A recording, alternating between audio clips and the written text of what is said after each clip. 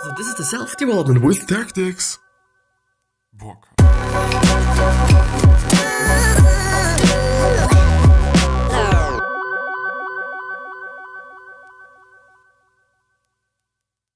So today we're gonna talk about the story of philosophy once again. I still believe that it is a fucking amazing book. I really fucking like it. But from time to time it can be a little bit tough to go through, even though I do just want to point out that it's only a fucking summary. So I don't know what the real book is like. I do just only know that it is around, I think, 600 pages. So it is also a very long one. I mean, it depends, I know, on whatever you're comparing it with. But it is a little bit of a longer one. Like, this is for sure, I guess. So yeah, let's see. And I'm just gonna read. Sensation is unorganized stimulus, perception is organized sensation, conception is organized perception, and science is organized knowledge. Wisdom is organized life. Each is a greater degree of order and sequence and unity. Do they want to say that wisdom? Well, no. Never mind. Never mind. Antinomies are the insoluble dilemmas born of a science that tries to overlap experience. So, for example, when knowledge attempts to decide whether the world is finite or infinite in space, thought rebels against either supposition. Beyond any limit, we are driven to conceive something further, endlessly and yet infinite is itself inconceivable. It is the categorical imperative in us, the unconditional command of our conscious, I think, to quote-unquote act as if the maxim of our action were to become by our will a universal law of nature. We know, not by reasoning but by vivid and immediate feelings, that we must avoid behavior which, if adopted by all men, would render social life impossible. Well, yeah, and this is something that I do want to highlight. I mean, like, we are not dumb. The whole human species is pretty smart. Of course, there is some people that are fucking smart, and I appreciate those. But, but we are, I think, in general, very fucking smart. The only thing unqualifiedly good in this world is a good will, the will to follow the moral law, regardless of profit or loss for ourselves. And it is also something that I try to underline as well, because I believe it is important. I believe it is fucking important, to be honest. Also to just, feel good about yourself, I think this is a very, very big part. I mean, if you don't feel good about yourself, if you don't feel good about who you are as a person, then it is a little bit fucked up and it is not that cool, And I also just believe being a nice person and doing the right thing is something that's pretty cool. In terms of like you feeling good about yourself, in terms of like people are going to feel good about you and you're going to be remembered as a good person, which is also, I think, at least for me, a pretty huge thing. So yeah, I think it is importante. So act as to treat humanity, whether in thine own person or in that of another, in every case as an end, never only as a means. They could then be as polite to each other as strangers instead of hating each other like relatives. Many years later, Schopenhauer was so sure of having solved the chief problems of philosophy that he thought of having his signet ring carved with an image of the Sphinx throwing herself down the abyss as she had promised to do on having her riddles answered. Like a sensible pessimist, he had avoided that pitfall of optimists, the attempt to make a living with the pen. Yeah.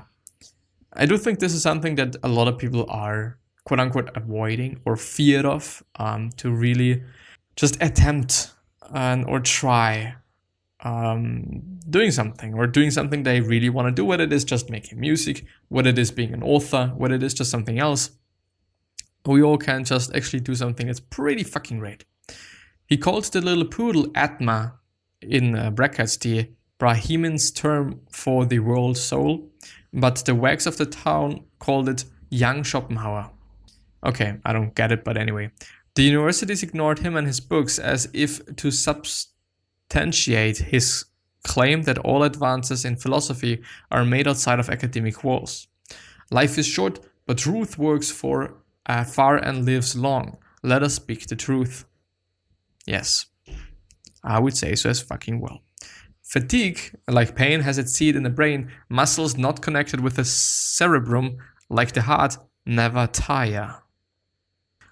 Quote unquote, or it's a quote, must not mislead us into extending sleep unduly, for then it loses in intensity and becomes mere loss of time. Interesting. Yeah, I don't know. Yeah. For thousands of years, 53. Okay. This will is a will to live, and it is eternal enemy is death. And its eternal enemy is death. While on the other hand, temperance in this respect increases all the powers and especially the muscular powers, on which account it was part of the training of the Greek athletes. What? While on the other hand, temperance in this respect, what does it mean? Teetotalism, abstinence. There was a devout method and strict advocate of temperance. Abstinence from alcohol, the temperance movement. I see. Okay. Yeah, I mean, we need balance. It is something that I've seen in my life. It is something that I've seen in other people's lives. We need balance, in all sorts of things. But we do really need balance. The thing is, I'm a person, I do like to just have a relatively difficult life. And I'm just making my life quite difficult sometimes. And then I have to remind myself of the fact that I need balance. And I shouldn't fuck myself every single fucking day. But on the other hand, I think there's also enough people that really do have not a fancy life, but they're just making the life really easy by just a very poor example, showering very warm, always.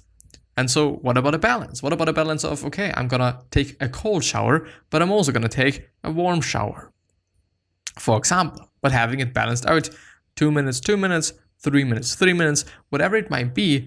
I think it goes into both directions. I think it goes into both directions in terms of, for some people that are really having a quote-unquote hard life, and for some people that are really having a quote-unquote easy life, in that sense. To have read Herodotus is, from a philosophical point of view, to have studied enough history. Interesting. In general, the wise in all ages have always said the same things, and the fools who at all times form the immense majority have in their way too acted alike and done the opposite, and so it will continue. For, as Voltaire says, we shall leave the world as foolish and wicked as we found it. Well, I don't know, something that I've clearly seen as well is that good things have been in society for quite some time. Ideas about finances, ideas about how to live your life, ideas about just all sorts of things. Yeah. As long as our consciousness is filled by our will, so long as we are given up to the throng of desires with their constant hopes and fears, so long as we are subject to willing, we can never have lasting happiness or peace. The satisfied passion oftener leads to unhappiness than to happiness, for its demand often conflicts so much with the personal welfare of him who is concerned that they undermine it.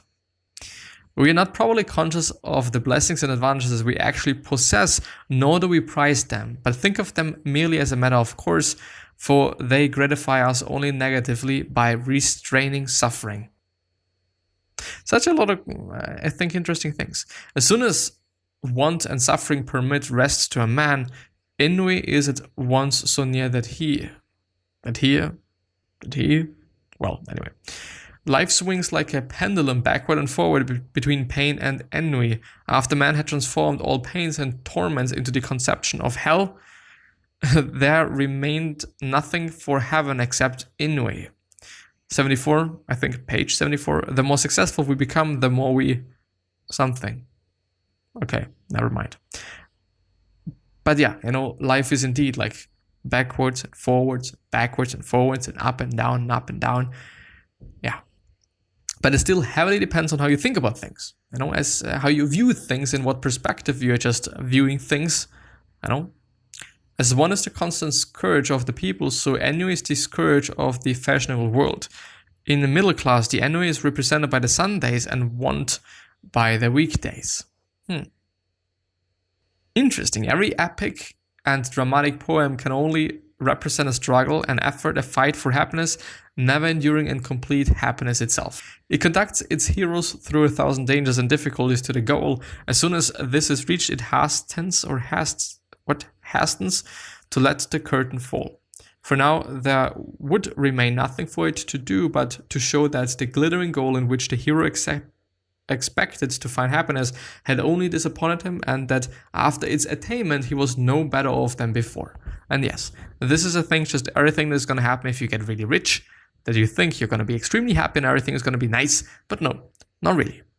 Suicide, the willful destruction of the single phenomenal existence, is a vain and foolish act, for the thing in itself, the species, and life and will in general, remains unaffected by it, even as the rainbow endures however fast the drops which support it for the moment may chance to fall. People are often reproached for wishing for money above all things and for loving it more than anything else, but it is natural and even inevitable for people to love that which, like an unwearying Proteus, is always ready to turn itself into whatever object their wandering wishes or their manifold desires may fix upon. Everything else can satisfy only one wish. Money alone is absolutely good because it is the abstract satisfaction of every wish, and I think it is very well worded. Very well worded. Men are 1,000 times more intent on becoming rich than on acquiring culture, though it is quite certain that what a man is contributes more to his happiness than what he. I see, and yes, I think it is the case. I mean, being rich is cool, I'm not gonna lie. I'm just not having anything against money.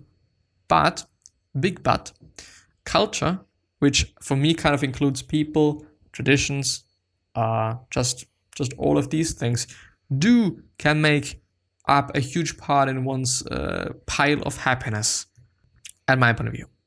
He searches greedily from place to place for new sensations, and at last he is conquered by that nemesis of the idle rich or the reckless voluptuary ennui. What does actually ennui mean? I should look it up. Boredom. Nothing will protect us from external compulsion so much as the control of ourselves. Amazing. Very stoic.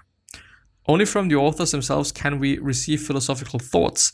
Therefore, whoever feels himself drawn to philosophy must seek out its immortal teachers in the still sanctuary of their own works. Other people's heads are a wretched place to be the home of a man's true happiness. Also very well worded. I gotta have to say that. How long is it actually? We might be able to finish it up today. When some external cause or inward disposition lifts us suddenly out of the endless stream of willing and delivers knowledge out of the slavery of the will, the attention is no longer directed to the motives of willing, but comprehends things free from their relation to the will, and thus observes them without personal interest. Without subjectivity, purely objectively, gives itself entirely up to them so far as they are ideas, but not in so far as they are motives.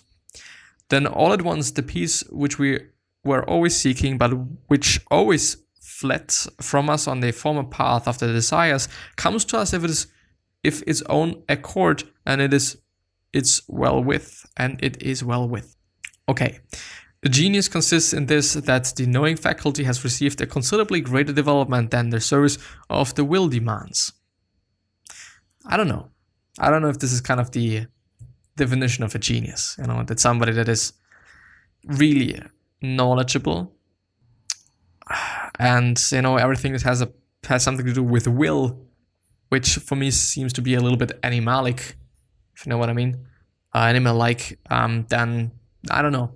I wouldn't necessarily say so. I think there's still enough geniuses that do really also care, quote unquote, about their wills, their deep animal-like wills. Yeah. Philosophy was not something different from science. It was the coordination of all the sciences with a view to the improvement of human life. At least I think this is what philosophers would like to say. I don't know if this is kind of just reality, but yeah. In the individual too, integration will give way to disruption, and that coordination, which is life, will pass into the diffuse disorder, which is death. The highest truth he sees he will fearlessly utter, knowing that, let what may come of it, he is thus playing his right part in the world, knowing that if he can effect the change he aims at, well, if not, well also, though not so well. Well, yeah, indeed, I mean, you can try, and if it is not working out, then well, it is what it is. It's not so well, of course, but it is what it is. You can still try something else, unless it is something that's about, just dying and not dying, then yeah. Life is the continuous adjustment of internal relations to external relations. Yes. Expectations, and so on and so forth. There is a story of a Frenchman who, having been 3 weeks here, proposed to write a book on England, who after 3 months found that he was not quite ready, and who, after 3 years, concluded that he knew nothing about it. Men prepare themselves with lifelong study before becoming authorities in physics or chemistry or biology, but in the field of social and political affairs, every grocer's boy is an expert, knows the solution, demands to be heard. And the whole thing demands to be heard.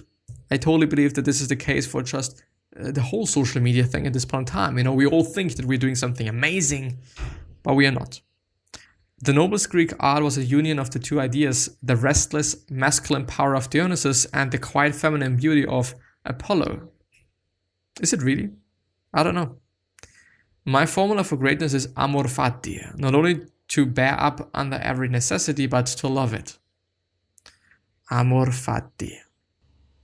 I do wanna, am I just doing some dumb shit? No, I'm not doing some dumb shit right now. I do wanna look it up. Love of fate is a Latin phrase that may be translated as love of fate or love of one's fate. It is also to describe an attitude in which one sees everything that happens in one's life, including suffering and loss, as good or the very least necessary. And I like that. Amor fati. I do have to remind myself on that. Probably gonna forget about it because I've read it before. I've read it before, get it. Get it. Anyway.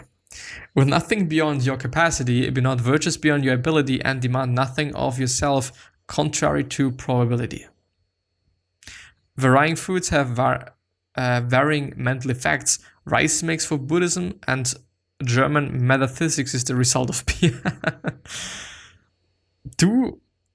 Have people thought about German as, Germans and their beer, quote unquote, addiction, if I may call it like that, also back in the days? Like, this is insane. The man who does not wish to be merely one of the mass only needs to cease to be easy on himself. Man has come to control all other forms of life because he has taken more time in which to grow up. When he takes still more time and spends that time more wisely, he may learn even to control and remake himself. Our schools are the open sesame to utopia. He thinks the first philosophers were the best, and of them all he ranks highest Democritus and Aristotle. Or is it not so much rather an automatic inward machinery that executes the marvelous work, while the mind catches here and there some glimpse of the operation, now with delight and adhesion, now with impotent rebellion? ? He dislikes the ideal of equality and argues with Plato that the equality of unequals is inequality. We could really argue about that.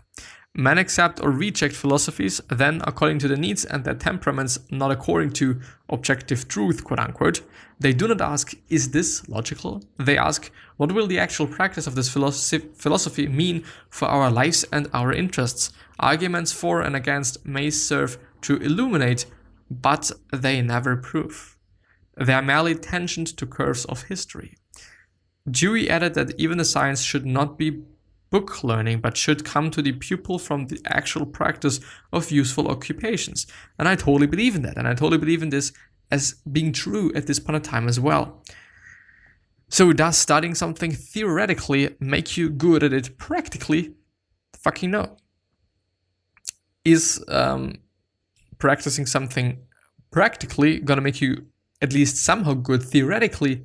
Yeah. Because you've done it and you've seen things, and you've probably also seen some things you will never ever think about if you just study something or think about something or just, do something theoretically. My opinion.